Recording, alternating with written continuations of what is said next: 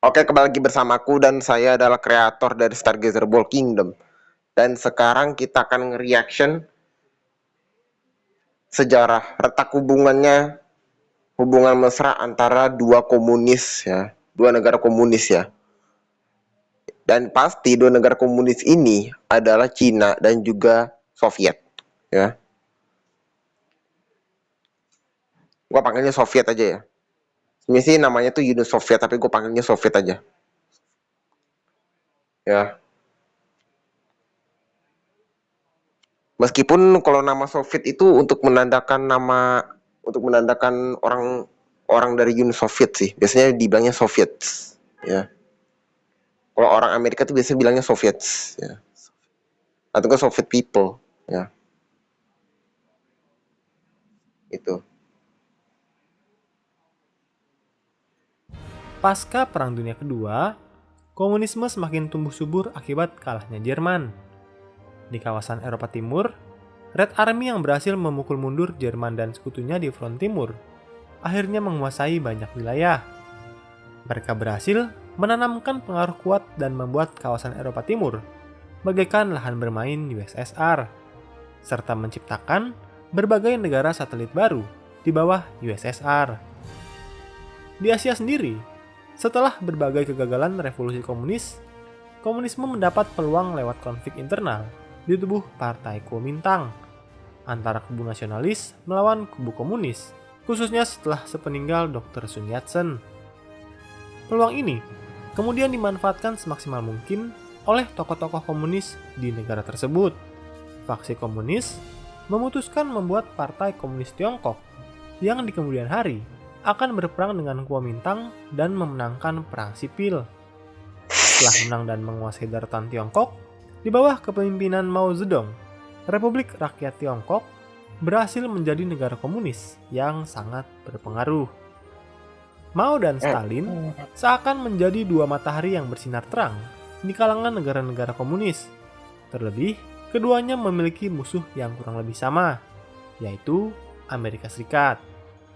Bagi Stalin, Amerika Serikat adalah satu-satunya negara barat yang luput dari kehancuran perang dan dapat menandingi USSR. Sedangkan bagi Mao, Amerika Serikat adalah batu penghalang yang membuatnya tidak bisa mengalahkan rivalnya Chiang Kai-shek. Belum lagi setelah memasuki masa Perang Dingin, Amerika Serikat sangat aktif di kawasan Asia yang membuat Mao dan para pengikutnya menjadi sangat waspada. Mereka melihat berbagai kebijakan Amerika Serikat di kawasan ini dengan penuh curiga. Amerika Serikat sangat aktif melawan pengaruh komunis di berbagai negara. Jangan-jangan Amerika Serikat lagi bikin evil plan untuk ngancurin Tiongkok, atau bahkan ngelatih Kuomintang untuk mengambil alih daratan Tiongkok. Itulah yang ada di benak Partai Komunis Tiongkok. Menghadapi masalah dan ancaman yang sama, membuat USSR dan Komunis Tiongkok menjadi semakin dekat.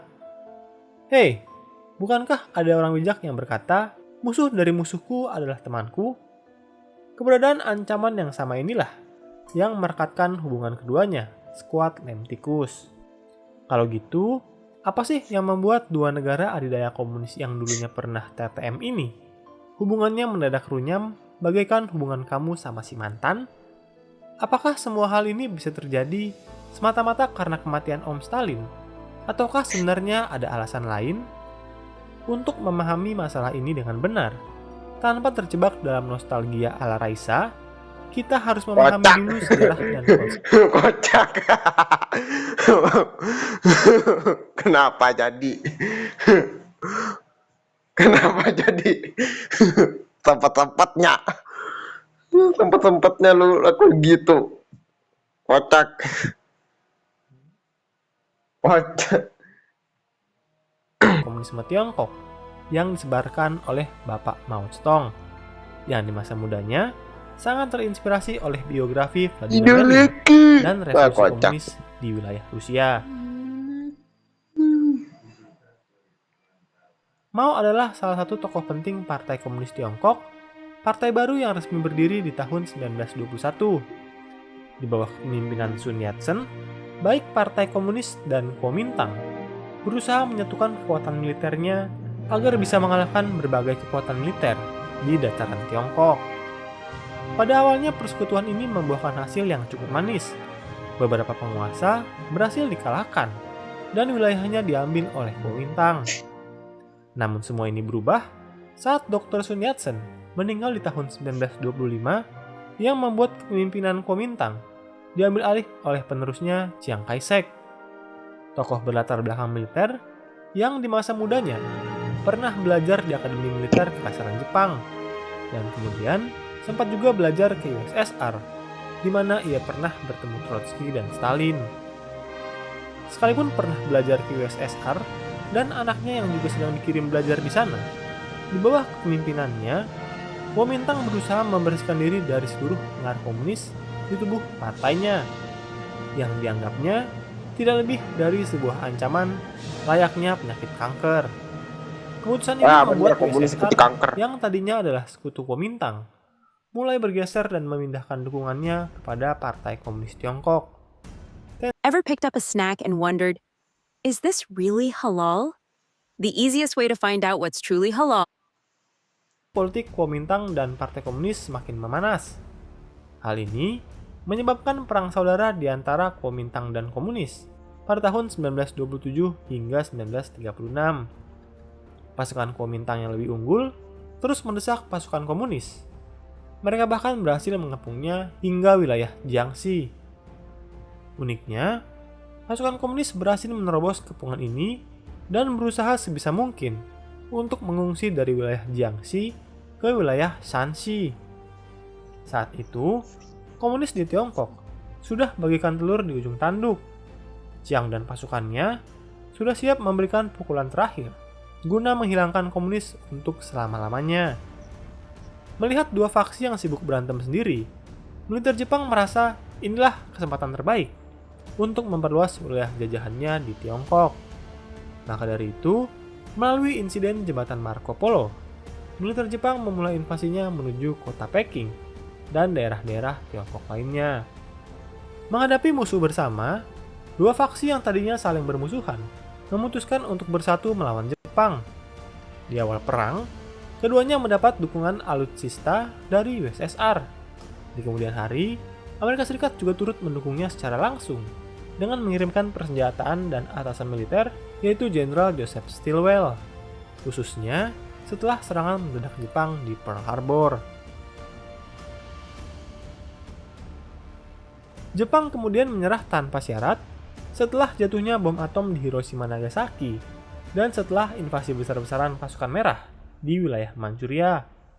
Saat itu, mulai tampak persaingan untuk menguasai Tiongkok, yang berakhir dengan kelanjutan perang saudara antara Partai Komunis yang mendapat dukungan dari USSR dan nasionalis Kuomintang yang memperoleh dukungan dari Amerika Serikat. Mengapa Stalin mendukung Partai Komunis?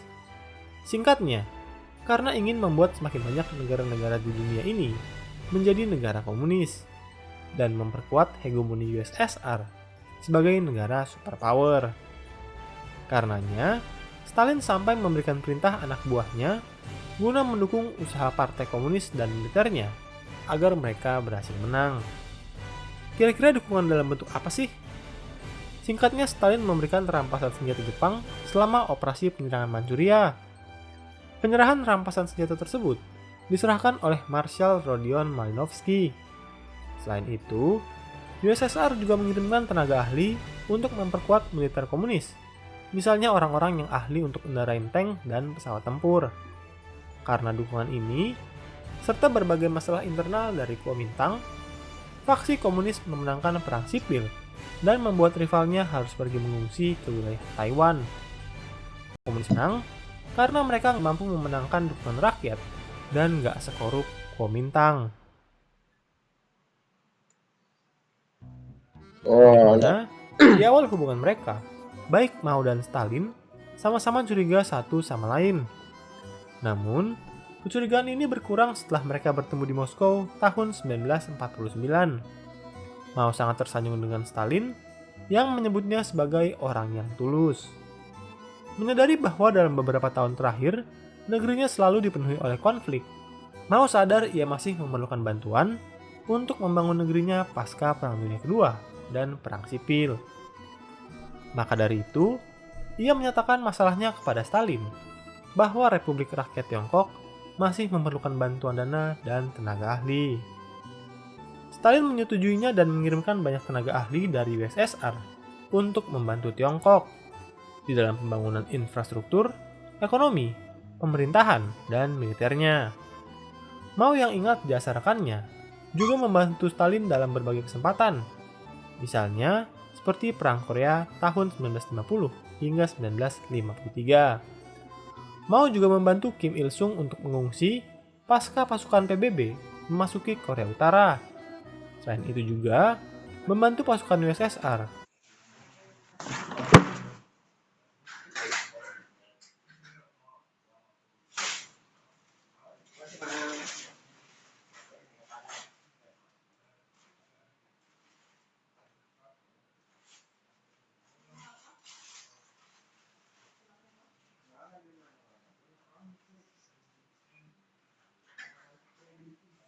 Akhirnya dapat.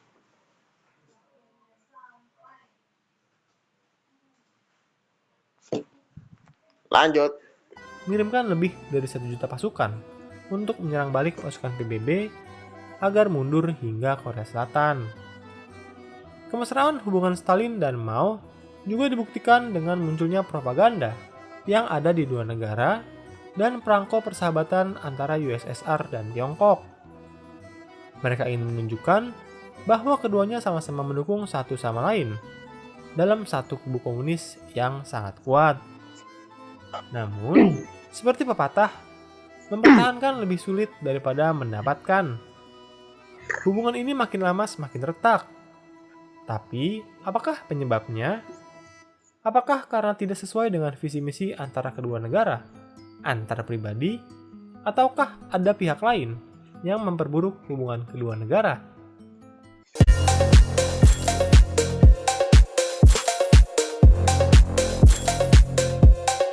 Bro, stop wasting money. Udahlah. Pihak lain yang memperburuk hubungan kedua negara? Tiongkok dikenal sebagai negara komunis. Kalau gitu, bukankah sudah pasti kalau hubungannya dengan USSR pasti sangatlah mesra? Faktanya hubungan antar kedua negara tersebut pernah mengalami keretakan di tahun 1960 hingga 1970. Loh, kok bisa retak ya? Padahal sama-sama negara komunis. Yang memicu keretakan tersebut adalah ketika Stalin meninggal di tahun 1953. Tahun 1954, Khrushchev memenangkan persaingan internal di USSR dan berhasil menjadi sekjen dari Partai Komunis USSR. Di awal pemerintahannya, Nikita Khrushchev masih berusaha memelihara hubungan dengan Mao. Namun keduanya mengalami ketegangan kembali di tahun 1956 saat diterapkannya kebijakan destalinisasi oleh Nikita Khrushchev. Destalinisasi adalah kebijakan yang berusaha menghapus kultus pribadi Stalin dan berbagai kebijakan yang diambilnya. Lalu, mengapa Mao protes dengan hal itu? Mao memprotesnya karena ia menganggap hal itu sebagai bentuk pengkhianatan pada kaum komunis. Oh Terlebih lagi, gitu. hubungan Mao-Stalin sudah seperti sahabat dekat dan inspirasinya. Masa sekarang ada anak buahnya yang mentang-mentang bosnya udah mati, semua kebijakannya malah dibuang? Di sisi lain, Mao juga khawatir kalau nanti Jangan sampai anak buah gue kayak juga gitu. ikut-ikutan dan gak lagi menghormati dirinya. Mao mengecap Khrushchev Hah? Ya aku emang udah habis makan dari tadi.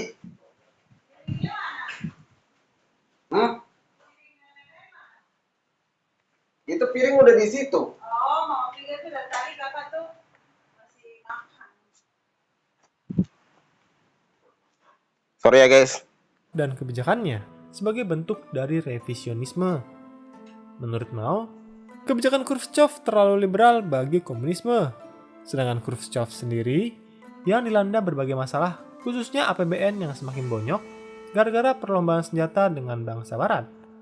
Lagi berpikir gimana caranya bikin USSR menjadi lebih moderat dan meningkatkan kesejahteraan rakyatnya. Ketegangan ini semakin parah karena Mao sampai mengusir tenaga-tenaga ahli USSR menjalin hubungan dengan negara yang berlawanan USSR menjadi lebih moderat dan meningkatkan kesejahteraan rakyatnya. Ketegangan ini semakin parah Pergi kalian. karena Mao sampai mengusir tenaga-tenaga ahli USSR menjalin hubungan dengan negara yang berlawanan dengan USSR, seperti Albania, negara paling Stalinisme di antara negara komunis lainnya. Selain itu, perbedaan cara untuk menjalin hubungan diplomatik dengan Barat juga mempengaruhi hubungannya. Temenan lagi dong. USSR memilih untuk lebih melunak dan berharap hubungan yang lebih damai dengan Barat, sedangkan Tiongkok menganggap Barat masih sebagai bangsa imperialis. You are being tracked online right now. Website, Wi-Fi, I can see Amerika your emang IP pernah, address, oh location, iya kan dia kan behavior, pernah ngejajah browsing Filipina history, sama and so yang much lain. more. Ya tapi kan dia kan bukan imperialis kayak, Di tahun 1962, apalagi kan Amerika tuh kan sebenarnya juga menolak kolonialisme. Mao memutuskan untuk menghentikan hubungan diplomatik dengan USSR yang Di tahun 1962, Mao memutuskan untuk Cukup menghentikan sampai sini. hubungan diplomatik Cukup. dengan USSR yang mengakibatkan ditutupnya perbatasan di antara kedua negara. Tiongkok bereksperimen membuat senjata nuklir sendiri dan timbulnya berbagai konflik perbatasan, baik dengan Taiwan, India, apalagi dengan USSR. Ketegangan semakin memuncak saat Mao dan timbulnya berbagai konflik perbatasan, baik dengan Taiwan, India, apalagi dengan USSR. Ketegangan semakin memuncak saat Mao menerapkan kebijakan revolusi kebudayaan pada tahun 1966 guna mengcounter gaya birokrasi Soviet dan upaya untuk memperkuat posisinya di dataran Tiongkok. Lalu, bagaimanakah sikap USSR terhadap revolusi kebudayaan? USSR menyikapinya dengan menuduh balik revolusi tersebut dengan jargon-jargon gak sesuai sama ideologi dari Marxisme-Leninisme. Tuduhan tersebut semakin memperburuk hubungan keduanya. Barat melihat hal ini dengan skeptisisme. Mereka salah Pas menginterpretasi ideologinya sebagai bentuk malah Maoism pecah. versus Marxism Pecah. Leninisme. Di akhir tahun 1960-an, terjadi konflik kecil USSR dan Tiongkok. Konflik tersebut bermula dari keduanya yang mempermasalahkan interpretasi yang benar dari Marxism Leninisme. Lambat laun, konflik ini semakin meluas ke berbagai aspek, termasuk masalah garis perbatasan antara dua negara adidaya ini. Dalam sejarah, setidaknya ada dua perjanjian Rusia dan Tiongkok yang dianggap memberatkan pihak Tiongkok. Pertama, Perjanjian Aigun 1858 dan yang kedua Konferensi Peking 1860. Perjanjian-perjanjian seperti ini adalah bagian dari Century of Humiliation. Tiongkok memang tidak meminta pengembalian wilayah. Mereka hanya meminta USSR mengakui ketidakadilan yang telah nenek moyangnya lakukan. Pemerintah USSR mengabaikan masalah ini dan menganggap hanya masalah klaim sepihak dari Tiongkok. Tahun 1966, Tiongkok merevisi perbatasannya berdasarkan demokrasi perbatasan Sino-Soviet di abad ke-19. USSR meresponnya dengan cara mengirim lebih banyak Rapatkan pasukan barisan. menuju wilayah perbatasan. Merevisi perbatasannya berdasarkan demokrasi perbatasan Sino-Soviet di abad ke-19. USSR meresponnya dengan cara mengirim lebih banyak pasukan menuju wilayah perbatasan. Jumlah pasukan di kedua sisi perbatasan meningkat secara dramatis setelah tahun 1964. 1968 ada sekitar 375.000 orang, 1.200 pesawat, dan 120 rudal jarak menengah. Sedangkan Tiongkok mengerahkan kurang lebih 1,5 juta prajurit yang ditempatkan di wilayah perbatasan. Tensi begitu memanas, hubungan kedua negara menjadi menurun. Ada peristiwa menarik di akhir tahun 1960-an, yaitu konflik perbatasan di Pulau Damansky. Peristiwa tersebut terjadi di 2 Maret 1969, yang sekarang dikenal sebagai Pulau Chenbao. Pertempuran Chenbao di perbatasan USSR dan Tiongkok adalah salah satu puncak ketegangan pada Sino-Soviet Split. Tiongkok mengklaim Pulau Damansky karena letaknya ada di Sungai Ussuri, sedangkan USSR menyatakan bahwa perbatasan dengan Tiongkok adalah setiap sisi dari sungai, dan karena Pulau Damansky terletak lebih dekat dengannya, USSR merasa berhak menguasai pulau tersebut. 2 Maret 1969, sekitar 300 prajurit Tiongkok berjalan di atas Sungai Ussuri yang sedang membeku. Ya udah sih Satu tinggal dibagi dari 2 aja. sisinya. Pemandangan ini seakan sudah sangat umum bagi penjaga perbatasan USSR yang sering diprovokasi. Namun kali ini, tiba-tiba prajurit Tiongkok menyerang 55 penjaga perbatasan USSR di Pulau Damansky. Yuri Babansky, pensiunan letnan jenderal yang juga menjadi pahlawan USSR, Ini mengenang bahwa mereka menembak sebagian besar personelnya dari jarak dekat. Ia berhasil selamat dari kejadian tersebut karena ia dalam posisi waspada, tidak seperti para penjaga perbatasan lain yang sedang asik nyantai. Pasukan bantuan USSR pun segera datang dari pos-pos terdepan di bawah pimpinan Letnan Vitali Bubenin. Mereka datang menggunakan kendaraan EPC lapis baja. Kali ini para prajurit USSR yang mengalahkan para prajurit Tiongkok lewat serangan tiba-tiba. Mereka bahkan berhasil memukul mundur para prajurit Tiongkok keluar dari pulau tersebut. Masalahnya perang tidak berakhir begitu saja. Beberapa minggu sebelum hal itu terjadi, para prajurit Tiongkok memang sering berteriak-teriak untuk memprovokasi para penjaga perbatasan. Mereka sering menyatakan bahwa pulau tersebut ngomong adalah apa milik Tiongkok iki? dan para penjaga USSR harus pergi. Para prajurit Tiongkok memprovokasi para prajurit USSR yang berjaga di perbatasan sambil terkadang berusaha mengatakan kalimat-kalimat Suka tempatan dia. dalam bahasa Rusia yang justru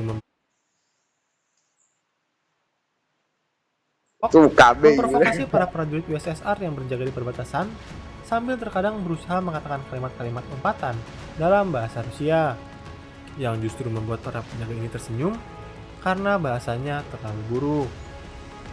Menurut Babansky, Suka belia. sepanjang 1968, Kan itu kan sebenarnya tuh kan suka beliat, yang artinya kan sama aja sialan sih. Ya. Kalau suka itu bahasa Rusia artinya sialan, tapi kalau udahlah. Tapi kalau beliat itu artinya sial. Ya. hingga 19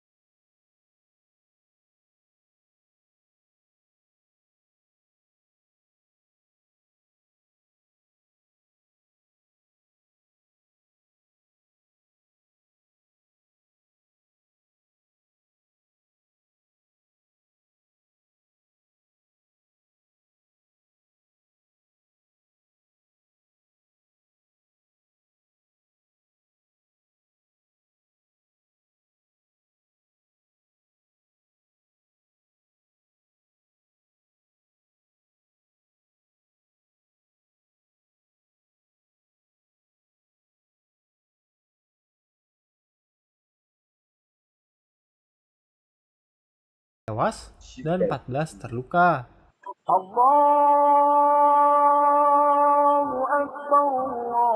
Ala kadung.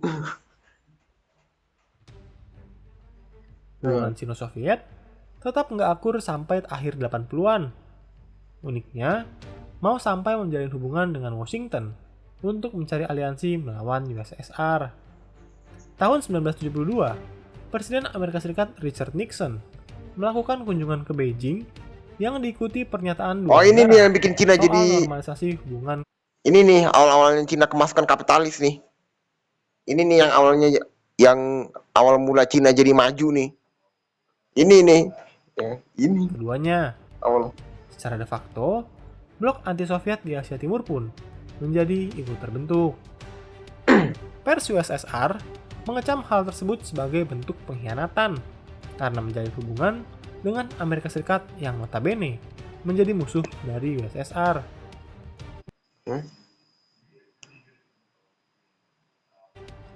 Pers USSR mengecam hal tersebut sebagai bentuk pengkhianatan karena menjalin hubungan dengan Amerika Serikat yang notabene menjadi musuh dari USSR. Namun secara umum, tidak ada yang bisa dilakukan Moskow dengan ketidakpuasan tersebut. USSR di tengah ditimpa berbagai masalah di kancah internasional, seperti krisis rudal di Eropa Barat dan Perang Afghanistan. Jadi, situasi di perbatasan Tiongkok menjadi status quo.